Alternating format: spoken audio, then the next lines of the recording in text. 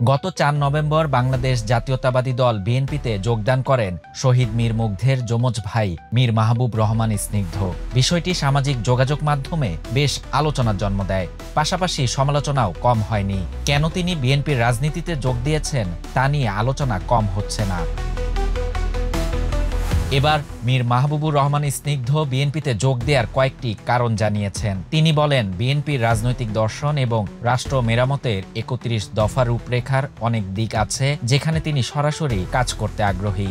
৬ November বৃহস্পতিবার সকালে ফেসবুকে দেয়া এক পোস্টে স্নিগ্ধ জানান, জুলাইয়ের পর নতুন বাংলাদেশ বিনির্মাণের যে তরুণ জোয়ার উঠেছে তার একজন প্রতিনিধি হিসেবে তিনি সামাজিক বিভিন্ন কর্মকাণ্ডে অংশগ্রহণ করেছেন। রাজনৈতিক পরিবর্তনের প্রচেষ্টায় অংশ নিতে রাজনীতিতে যুক্ত হওয়ার সিদ্ধান্ত নিয়েছেন তিনি। স্নিগ্ধ বলেন, তিনি বা তার ভাইয়ের কেউই আগে রাজনীতিতে যুক্ত ছিলেন না। মুগ্ধ একজন সাধারণ নাগরিক হিসেবে দেশের জন্য জীবন দিয়েছেন, তাই তিনি মনে করেন শহীদরা কোনো রাজনৈতিক দলের নয়। ওদের স্বপ্ন পূরণে পাশে থাকতে পেরে আমরা গর্বিত।